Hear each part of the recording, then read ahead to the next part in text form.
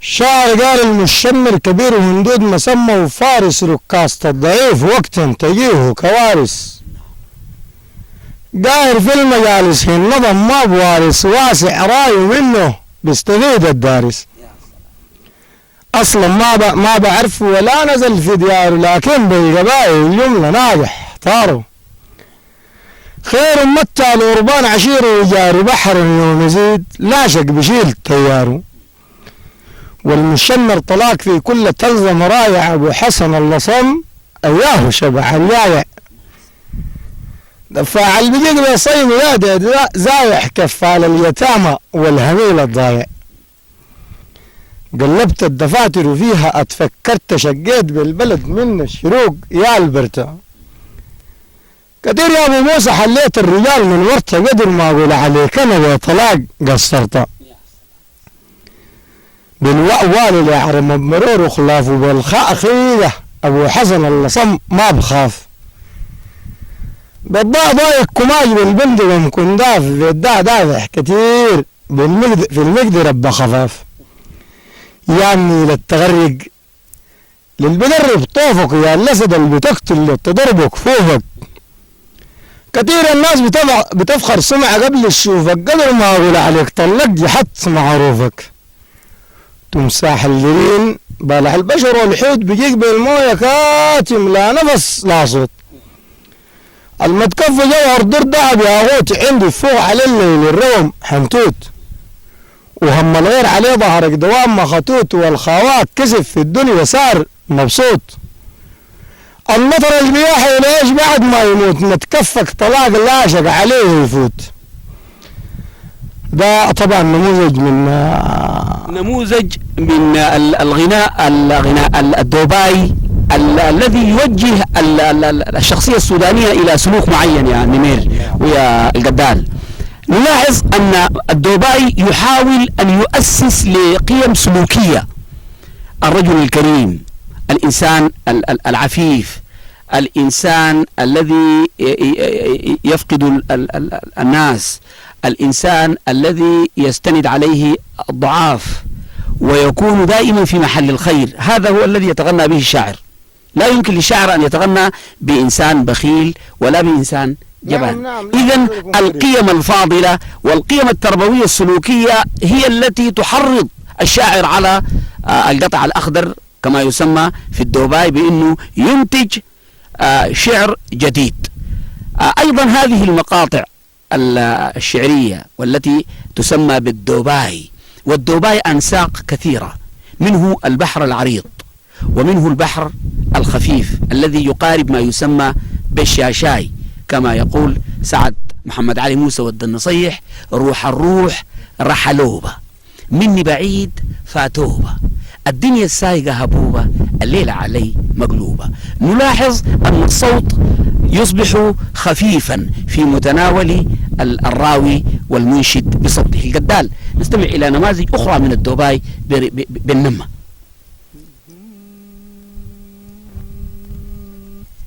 البكر البزم فوق القماقي مرشك يا بحر المسور قطف القرع ما في الشك.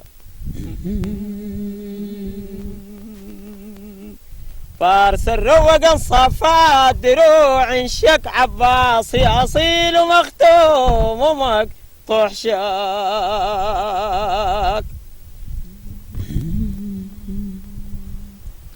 قبل مدروم ناصحتين وبدر حشك بقي صدر يا خاتم سيولك ورشاك.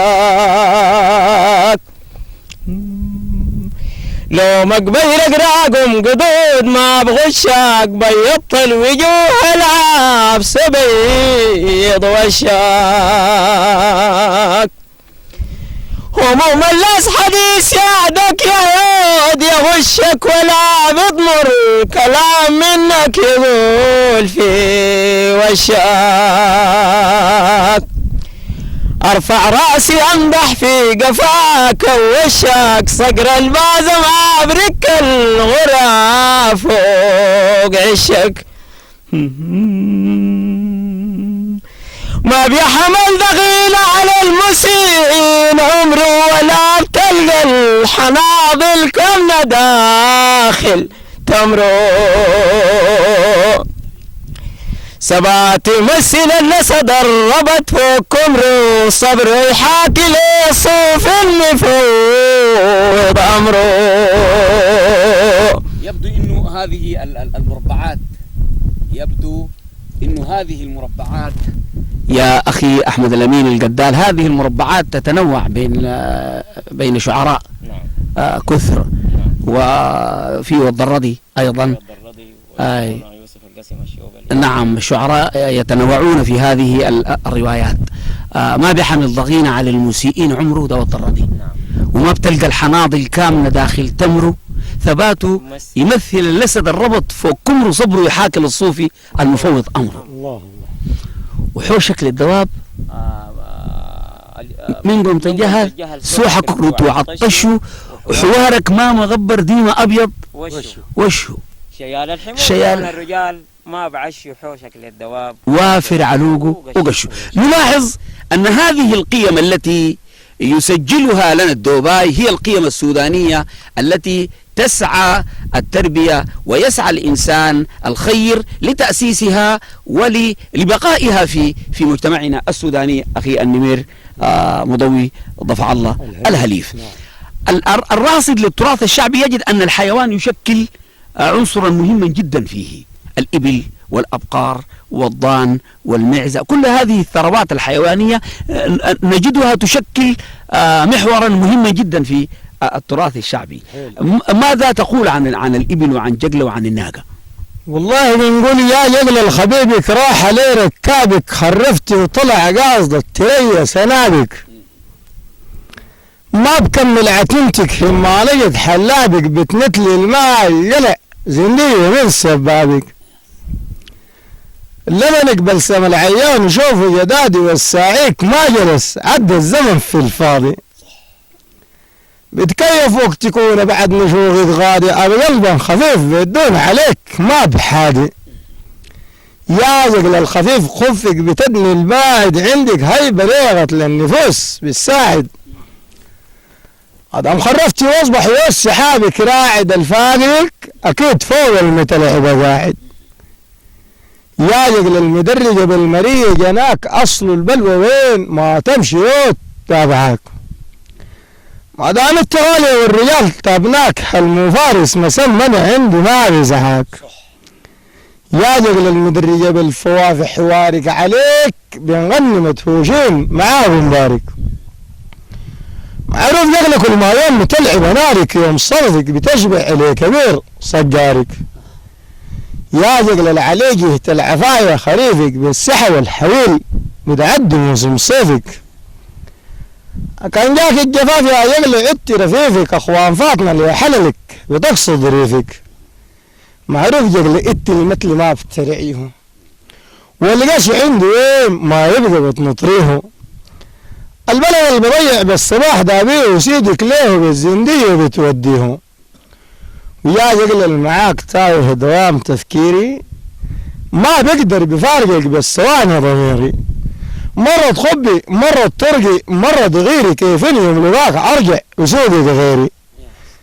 يا جقل اللقاك نار ملهيب مو بارد وسيفك ديما اللي بقفت البطمك قارد، هاديك اللي بالك بالحبوب الشارد هاجا الليل اصلح بالصقيعة يطارد.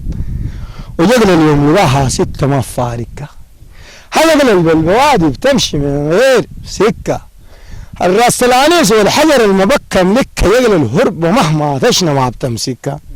جقل الصي وجقل الليل وجقل الضيب وجقل اليوم لقاها بشيب اللي نجيب، جقل اللي رحيلها بعزلوا لها النيب عندها قدرة ترتع شامخ الصالب. جقل المال وجقل العز وجقل بلاوي وجقل زعاية الفارس المأكد ساوي. جقل اليوم صدف سلاحها بيشبه عاوي لأنه دم المجالس صاب حويت بحكاوي. جقل البلوى للمحن التشيب والفة وجقل من بعيد للعين بتصهر شعرفة. جقل البيع لسنات الجبايل هارفة مرات هي ومرات خالفة، مرات معيوف نقطة لبن ما فيها، مرات تعشي الجار وجار الجار ووساعيها، مرات تصب اللاند بيريحيها، مرات مقرده والجرب شاويها، مرات ضعيف الشنقة ليها عروق، ومرات سمينة سراها واقفات فوق، مرات طحين فاقد الحوار مفروق، ومرات مهججة للتجار في السوق. تقلى حقيقة للفراس بقت بقرضة ماكل الزينة من طال الصدق ولا عرضة. يقلى لحمها صحي لبنها مشي المرضى، يقلى سماحها منه مات تتاخد شردة. يقلى الهنجرة تلاشق ضراف مضمون، بنوك الدولة بجردت مهما تكون. يقلى عليها مهما تغم بتخسر دون، يقلى نهاج في حالها بدق عطرون. يقلى الهنجرة بتجرس التجار، ويقلى اللي ضبح دايرة لها كم جزار. يقلى بتستحق الحفل والنقار، يقلى فراك حنظل بيعها ما بيندر داعس. يقلى ويقلى معروف يعني في عامة السودان عندها ناس أهلا بيهتموا بيها فراس ورعاة. هنا بنقول لها يقلى بتستحق يقول عليك مو كتير، وقبيل الحدروك أهل المرية شكير. يوم صنبك بخط السرق عليه الكير، بعدي الحول محاسك يا مصناب للطير. حليل يا يقلى من خاتلك قبيلك خانة، ود عبد الموجود علي كم لا فيكي وعانة. بالسودان مشوق ما خلى ماكي بكانة زي زغروتي، ومسمع له صوت جبا خانة. والخلاني أضغن يا مسناب مزدارك، نعم انجر لي ما بيك ولي من دارك. يوم صفدك بعزوك الكوال حدارك، معروف من قديم بالدف فوق حرنارك. والطيت العزاز والحية والبادوبة، وعشاية الضيوف يقلم سناب محلوبة. حدارها حامدة كم جاب السنود مقلوبة، كدي يلحب الجقل الردوف نشوبة. وكان قلت المعاشرة جقل بيك ناشطين، دوابيا طلال والعامة معروفين. يوم صادق بخط السجع على المابلين، الموت عندهم جبت عديلة وزين. ونحن ترانا من يد الدوام ماضيك، والتغليت يا المزعود ما بدنيك. سنة الجفاف الفدرت عاصيك يا جقلم سناب، ان شاء الله ما تعود لك. سنة الجفاف اللي فيها جبت الهيم، نشوابك مغاربة وصادروبك جيم. هذا عاصيك خرفت وحلبت عتيم، وعود الفضل الابرس والضراع صميم. ويا جقل الرفاعة محدرين مكيوت، ضايقين فيك نقار ونحاس وهيوت. ان جبهم بيكونوا يوم الصرف مبسوط، نعمل عند جبتك يا مسناب الموت. وجقل حقيقة لغت للنفوس بتأمر، وراجع تملي عند الحلة ما بتدمر. جقل حدار حاجة محمد المشمر، ضايق فيها كوبسا سلواها يغمر. ضايق فيها دافع وضابح الهدار، وينحز الجبل كم لاقى فيها رجال. فيهم من جرى وتلهم بحجار واحد، ساله اجمل في الغيب نتار. وكان قلت البطاحين عزتك في الحال، ضاربين ماكي واحية خلو جبال. يوم صادق بخط السرق على الصحة، وقال الموت واجب يا المسمى حلال. جنى العباس حدارك جقل بدعر فيهم، وشنتير وابو كردين عندي ما ابتغى بيهم. هنا تلاقي عز حواري بيفخر بيهم، يا يوم النشور بالدمعة ببكى عليهم. والعركيين حدارك واغلبهم صوفية، وتشهد جقل ديران عندهم ظاهرية. من عام الحروبات والسلطنة الجهادية، في ذاك يا جقلين ما تعب لهم ضيق. جنانا جقل ناشغل بك الشمال والجنوب، وقالوا بتستحق العزة يا معرقوب. جنبينا انت قصد الظل هم هيوب، يوم صرفك عندهم عيد يا مسناب محبوب. وجقل حقيقة لغت للنفوس بتأمر، ناجع تملي عند الحلة ما بتدمر. جقل حدار حاجة محمد المشمر، ضايق فيها كوبسا سل دماغها يغمر. واللحوين حدارك يا اللي ضيع ظرفك، وصار الموت طبيعتك عسرابك وجرفك. ان شاء الله الايام من الجدود ما صرفك، جبت البوم معاك من الحبش في عرفك. طوالت الغفار جقل المياشر الضرب، ودائما في الغيب دقنية سالك الدرب. بنجرار حدارك يا مسناف في الغرب، مدادرين بيك واحية وشنينة حرب. وجا جقل الدوام ضاربين بك الواحية، قبائل عدة ما بتجمعهم الغافية. كبابيش وهاوير وهبانية على التاريخ بيشهد عندهم خلفية. وجا جقل العليك بينسوا مناحة عيسى، سعايتك من جديد بقيت عديل تجريسة. ما دام خرفت يا يغلي صبحت يا عميس يا عم صنبوق اللقاك بعض الغلاوة رخيصة يا عم صنبوق.